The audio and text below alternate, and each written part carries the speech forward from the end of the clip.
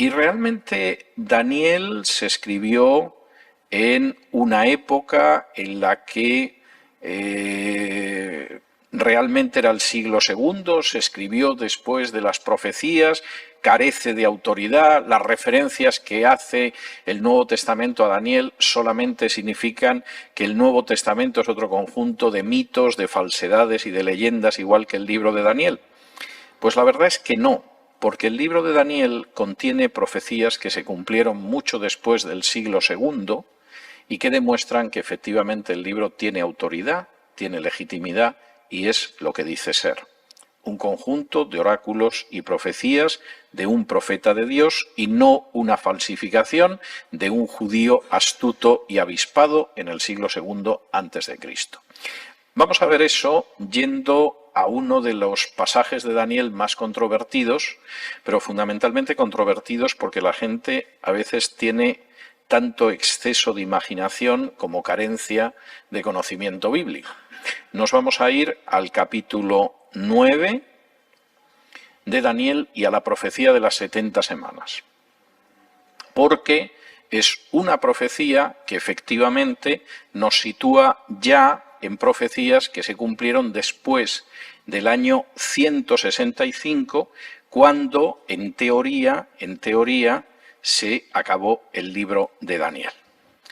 Dice así la profecía de las 70 semanas, capítulo 9 y versículos del 20 en adelante. Vamos a leerla y luego la vamos a ir desmenuzando. Y luego les dejaré tiempo de preguntas para que me destrocen tranquilamente. Dice así en Daniel 9, del 20 en adelante. Aún estaba hablando y orando y confesando mi pecado y el pecado de mi pueblo Israel, y derramaba mi ruego delante de Jehová mi Dios por el monte santo de mi Dios. Aún estaba hablando en oración cuando el varón Gabriel, a quien había visto en la visión al principio volando con presteza, vino a mí como a la hora del sacrificio de la tarde. Y me hizo entender y habló conmigo diciendo: Daniel, ahora he salido para darte sabiduría y entendimiento. Al principio de tus ruegos fue dada la orden, y yo he venido para enseñártela, porque tú eres muy amado. Entiende pues la orden y entiende la visión. 70 semanas, en realidad 70 sietes o 70 setenas en hebreo, están determinadas sobre tu pueblo y sobre tu santa ciudad para terminar la prevaricación y poner fin al pecado y expiar la iniquidad, para traer la justicia perdurable y sellar la visión y la profecía y ungir al santo de los santos. Sabe pues y entiende que desde la salida de la orden para restaurar y edificar a Jerusalén hasta el Mesías príncipe habrá 7 semanas y 62 semanas. Se volverá a edificar la plaza y el muro en tiempos angustiosos. Y después de las 62 semanas se quitará la vida al Mesías, mas no por sí, y el pueblo de un príncipe que ha de venir destruirá la ciudad y el santuario, y su fin será con inundación, y hasta el fin de la guerra durarán las devastaciones. Y por otra semana confirmará el pacto con muchos, a la mitad de la semana hará cesar el sacrificio y la ofrenda.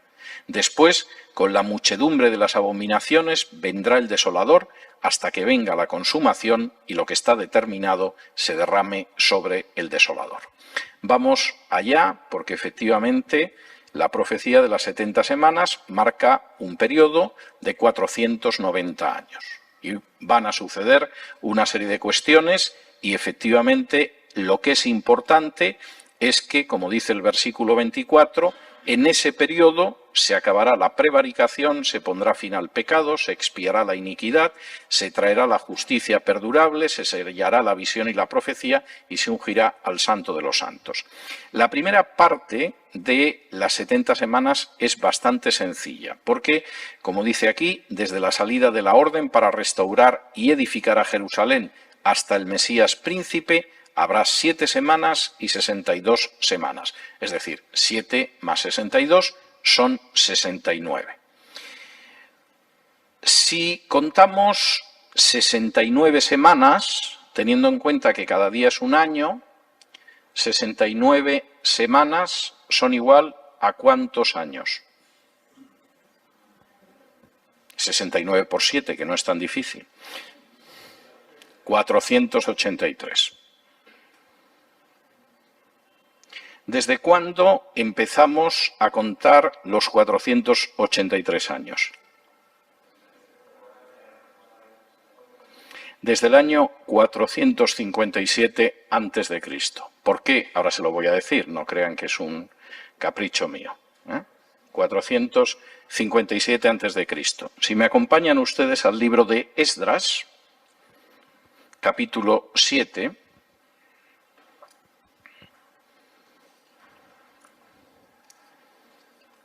Esdras, capítulo 7,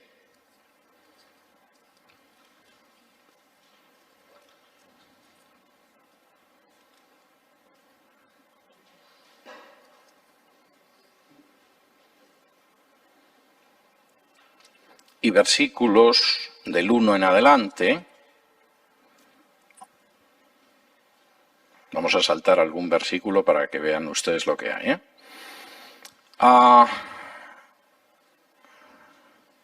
Que es el inicio de la reconstrucción según las órdenes de Artajerjes, dice así. Esdras capítulo 7 y versículos del 1 en adelante.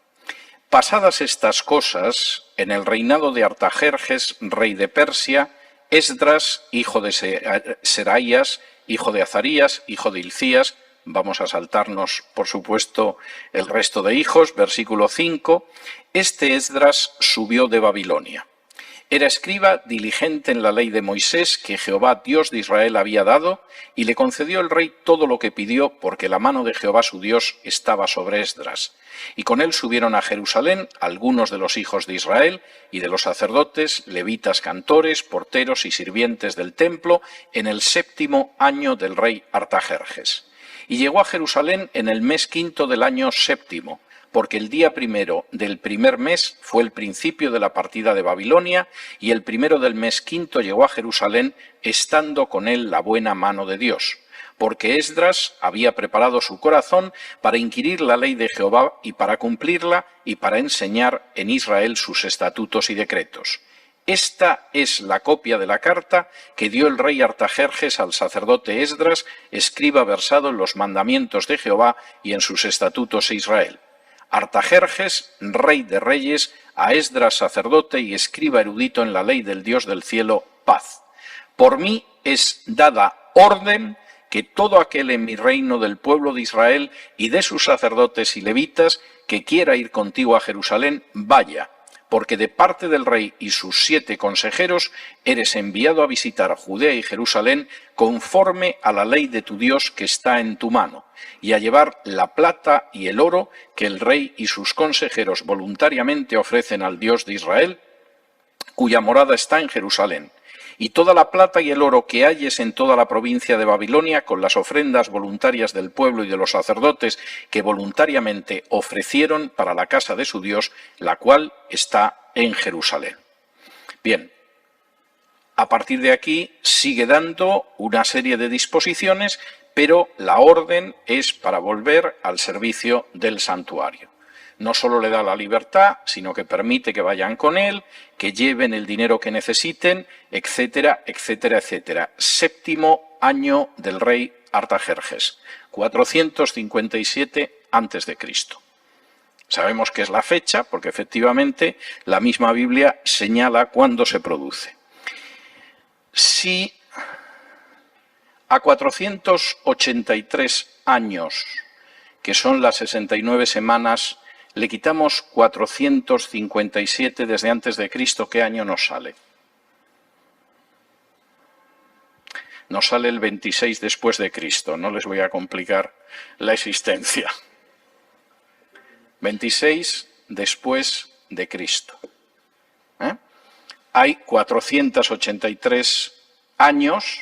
Empezamos a contar desde el 457 a.C., que es cuando se produce la orden de Artajerjes para que Esdras vaya, reconstruya, etcétera, etcétera, y llegamos al 26 después de Cristo. ¿Qué pasó el 26 después de Cristo?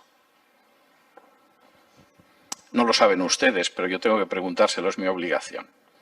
El año 26 después de Cristo, que es cuando acaba la semana 69, es decir, es justo cuando acaba la semana 69 y tiene que empezar la 70, el año 26 después de Cristo es el año 15 del emperador romano Tiberio. ¿Alguien recuerda qué pasó el año 15 del emperador romano Tiberio?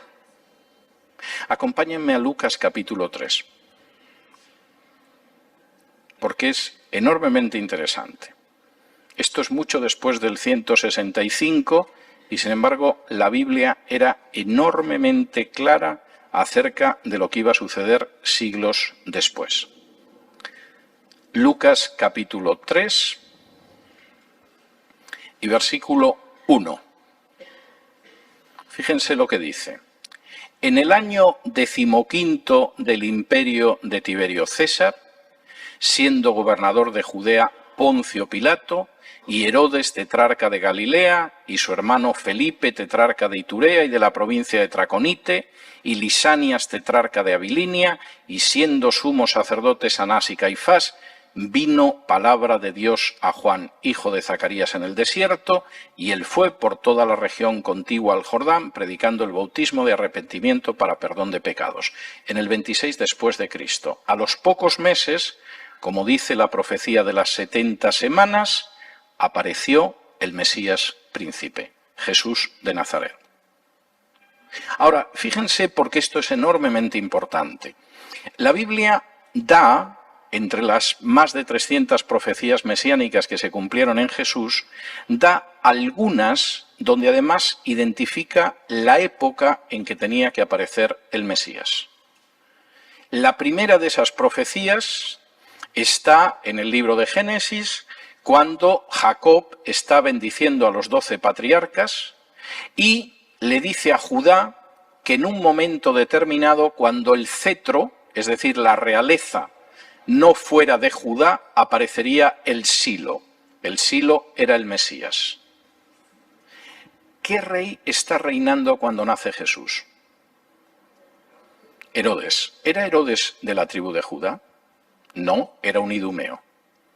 El único momento en que la corona de Israel no descansó en un judío, que era cuando tenía que aparecer el Mesías, fue durante el reinado de Herodes el Grande. Jesús nació durante el reinado de Herodes el Grande. Pero aparte de eso, el libro de Daniel es muy claro sobre cuándo tenía que aparecer el Mesías príncipe. En el año 26 después de Cristo, justo cuando concluye la semana 69, tenía que aparecer el Mesías príncipe. O el Mesías príncipe apareció en el año 26 o no esperen ustedes que aparezca. Desde luego, en el caso de los judíos que siguen esperando que aparezca el Mesías, van con bastante retraso. Y es curioso que en alguna discusión rabínica del Talmud se cita al profeta Daniel y se dice en esa época tenía que aparecer el Mesías, pero por razones que no entendemos no apareció. No, sí apareció. No quisisteis recibirlo. Es una cosa muy distinta. Pero fíjense que la profecía en este sentido es muy clara. Año 26. ¿Qué sucede después de la aparición? Bueno, los que creen que por alguna razón absolutamente inexplicable, después de la semana 69 se para la profecía de las semanas y milenios después continúa, pues evidentemente dirán que ahí queda, pero no es lo que dice la profecía de las 70 semanas. La profecía de las 70 semanas dice que después de la semana 69 viene la semana 70. Y precisamente en ese tiempo se quita la vida al Mesías. Y después, además, se va a producir el que vendrá un príncipe que destruirá la ciudad y el santuario. Eso se produjo. De hecho, el versículo 27, que es una repetición precisamente de todo lo anterior, dice que efectivamente a mitad de la semana 70 cesaría el sacrificio y la ofrenda. Jesús aparece en el año 26. ¿De acuerdo? ¿Me siguen? El ministerio de Jesús duró 3 años y medio, media semana. ¿Qué pasó en el año 30? Jesús es crucificado y no es necesario el sistema de sacrificios del templo. Como dice muy claramente el Evangelio, en el momento en el que Jesús murió en la cruz, se rasgó el velo del templo. El templo siguió funcionando todavía años hasta que llegara un príncipe que arrasara el templo, como dice aquí, después de la muerte del Mesías. Pero el sistema de sacrificios del templo ya no tenía ningún valor para Dios, porque Cristo había pagado de manera total el precio de nuestros pecados en el momento en el que la cruz expiró y dijo: consumado es. Ahora, fíjense de nuevo, porque esto es enormemente importante. En el año 26 aparece el Mesías príncipe. A mediados de la semana siguiente, la semana 70, se acaba ese sistema sacrificial. Eso fue el año 30. En el que Cristo murió en la cruz y sustituyó con un sacrificio que, como dice la carta a los hebreos, era totalmente superior al sacrificio de animales, lo sustituyó y expió todos nuestros pecados. Fíjense, todavía ahí voy a ir más lejos en este sentido. Al final, lo que señala que va a suceder en estas semanas Daniel es algo que se cumplió con Jesús. Versículo 34. 70 semanas están determinadas sobre tu pueblo y sobre tu santa ciudad para terminar la prevaricación y poner fin al pecado. ¿Quién expió y puso fin al pecado y expió la iniquidad? Si me acompañan ustedes a Hebreos capítulo 9 y vamos a ver los versículos del 21 al 28. Salvo que lleguemos a la conclusión de que va a haber un anticristo futuro en la semana 70 que va a expiar la iniquidad, pero creo que eso es realmente complicado. Hebreos capítulo 9.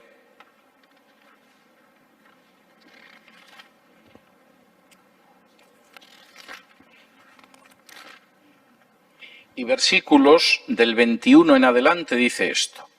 Y además de esto, roció también con la sangre el tabernáculo y todos los vasos del ministerio. Y casi todo es purificado según la ley con sangre, y sin derramamiento de sangre no se hace remisión. Fue pues necesario que las figuras de las cosas celestiales fuesen purificadas así, pero las cosas celestiales mismas con mejores sacrificios que estos. Porque no entró Cristo en el santuario hecho de mano, figura del verdadero, sino en el cielo mismo para presentarse ahora por nosotros ante Dios, y no para ofrecerse muchas veces, como entra el sumo sacerdote en el lugar santísimo, cada año con sangre ajena. De otra manera, le hubiera sido necesario padecer muchas veces desde el principio del mundo, pero ahora, en la consumación de los siglos, se presentó una vez para siempre por el sacrificio de sí mismo para quitar de en medio el pecado. Y de la manera que está establecido para los hombres que mueran una sola vez y después de esto el juicio, así también Cristo fue ofrecido una sola vez para llevar los pecados de muchos y aparecerá por segunda vez sin relación con el pecado para salvar a los que le esperan. ¿Cuál es la propiciación por el pecado? Que por cierto también se menciona aquí, expiará la iniquidad. ¿Cuál es la propiciación por el pecado? ¿Quién es la propiciación por el pecado? Para ponérselo más fácil. Bien, vamos a ir a Romanos capítulo 3,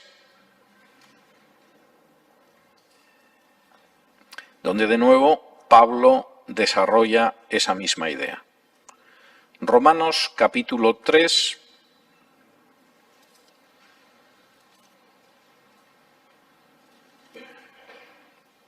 y versículos del 22 en adelante. Desde el 21, Romanos 3, desde el 21. Pero ahora, aparte de la ley, se ha manifestado la justicia de Dios, testificada por la ley y por los profetas.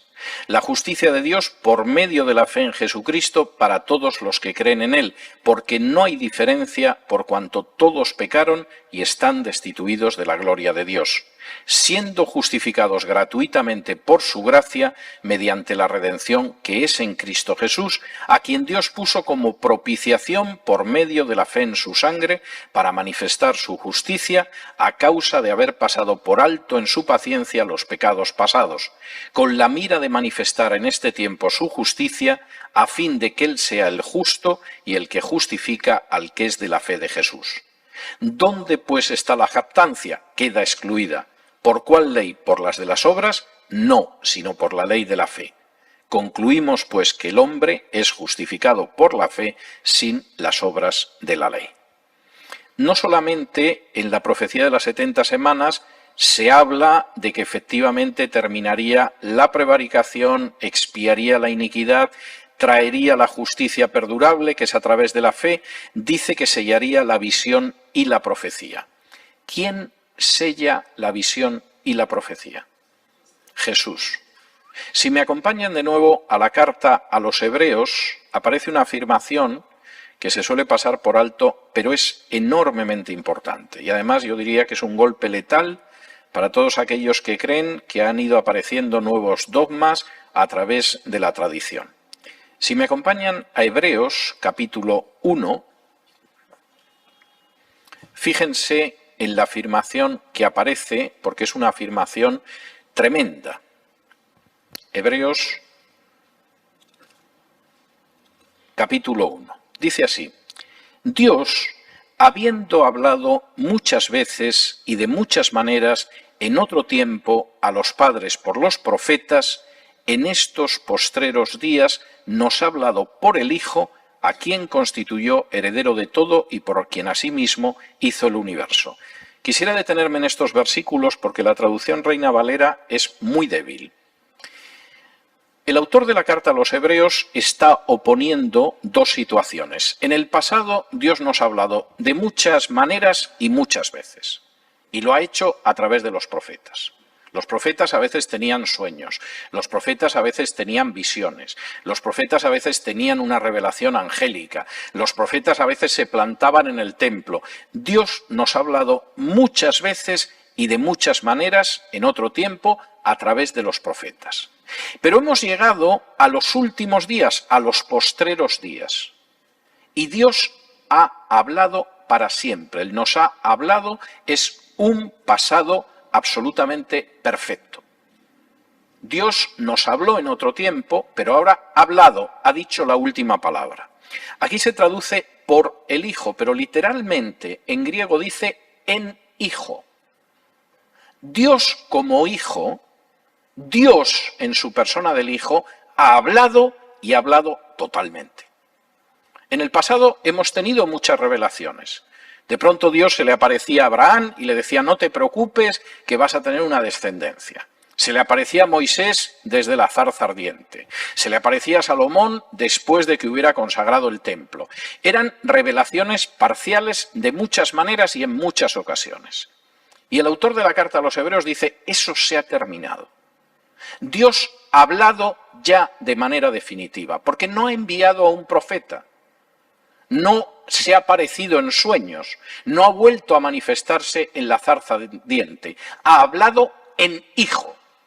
El Hijo era el mismo Dios que efectivamente estaba hablando de manera definitiva. Y esto sella la visión y sella los profetas. Por supuesto hay un ministerio de profetas, hay gente que tiene visiones, etc. Pero ya la revelación no es una revelación muchas veces, de muchas maneras, a través de los profetas. Dios ha hablado en Hijo, como Hijo. Y es tremendo porque todo este primer capítulo de la carta a los Hebreos es para dejar claro que el Hijo no es un personaje inferior. No es, como creen los testigos de Jehová, un Dios o un ser más pequeño o una criatura.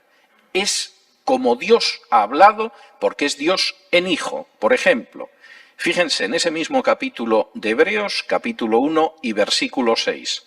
Y otra vez, cuando introduce al primogénito en el mundo, dice: adórenle todos los ángeles de Dios.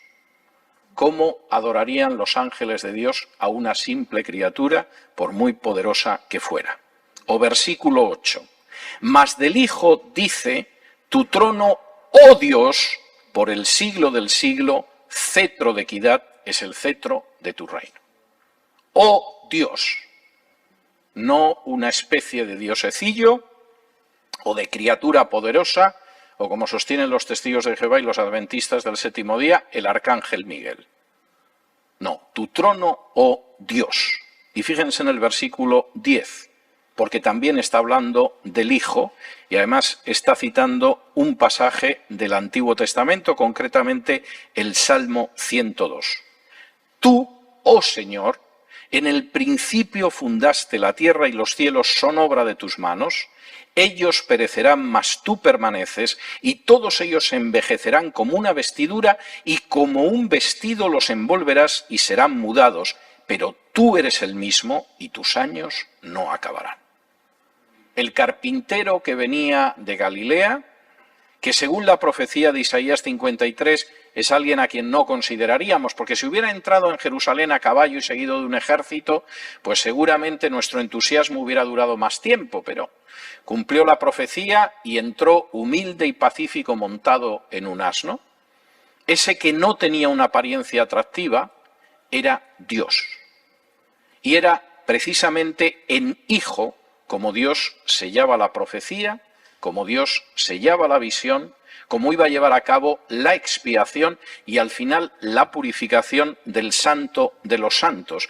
No solamente porque Jesús limpiara el templo, sino porque realmente su sacrificio era un sacrificio muy superior a los sacrificios de la ley, que ponía fin a los sacrificios de la ley y que además dejaba muy claro que con esa sola ofrenda hizo perfectos para siempre a los santificados, como dice precisamente la carta a los hebreos.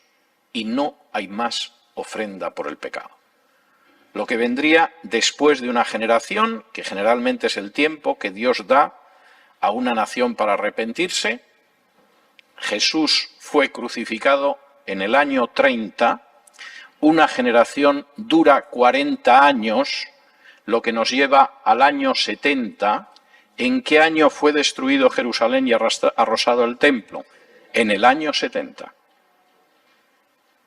Cuando concluyó eso, como dice la profecía de las 70 semanas, apareció un príncipe extraño que arrasó el templo y el santuario.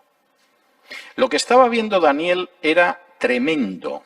Y por supuesto nadie puede decir que el autor de Daniel es un falso autor que quiso engañar a la gente y escribió en el siglo II profecías que en realidad eran hechos que se habían producido antes, pero que él presentaba estafando espiritualmente a los demás con profecías. Por supuesto que Daniel vivió en el siglo VI a.C., describió toda la lucha entre Grecia y Roma en el capítulo 8, en los capítulos 10 y 11 describe esos enfrentamientos entre los sucesores de Alejandro Magno, pero esta profecía es tremenda. Y lo que Dios le está diciendo, además, a Daniel es tremendo. Hay un momento en que efectivamente a ti te preocupa, has estado orando por tu pueblo, preguntándote cuándo vamos a volver a la tierra, se va a reconstruir el templo, ¿qué va a suceder? Bueno, tienes que saber que sí, va a haber una orden y efectivamente el pueblo de Israel va a regresar a la tierra y va a reconstruir el templo. Pero eso no es lo importante. Porque en un momento determinado, desde que se dé la orden para reconstruir el templo, pasarán esas 69 semanas y aparecerá el Mesías. Y Daniel, tengo que decirte algo que seguramente te va a doler en el fondo de tu alma como judío. Van a matar al Mesías. Y además lo tremendo es que cuando maten al Mesías será precisamente 3 años y medio a mitad de la semana última, de la 70 semana, pero no te preocupes, porque aunque luego, después de la muerte del Mesías, llegará un príncipe que acabará con el santuario cuya reconstrucción tú quieres y con el sistema de templos que tú conociste cuando eras jovencito, etcétera, etcétera, lo que va a venir va a ser mucho más maravilloso. Porque ese Mesías instituirá por primera vez algo que acabará con la iniquidad. Y llevará a cabo un sacrificio superior a todos los sacrificios anteriores y que lo sustituye totalmente. Y además significará el final de las revelaciones y de las profecías. Tú todavía recibes eso. Con el Rey Mesías, Dios hablará en hijo como hijo. Y lo que vendrá será algo que purificará el santuario, porque será el santuario celestial en el cual presentará su sacrificio el príncipe Mesías, y es un sacrificio hecho una vez y para siempre. El libro de Daniel, lamento que la gente pierda el tiempo haciendo especulaciones sobre si quien aparece en Daniel es Donald Trump o el Ayatollah Khomeini o algo de este tipo, que es una manera lamentable de perder el tiempo. Es un libro lleno de enseñanza práctica para nosotros. Y una de las cosas que muestra, y de ahí es su autenticidad, es que Dios controla los tiempos. El Mesías apareció exactamente el año que le fue revelado a Daniel que aparecería el Mesías. De la misma manera que de la forma que le fue mostrado a Miqueas, que el Mesías nacería en Belén, el Mesías nació en Belén.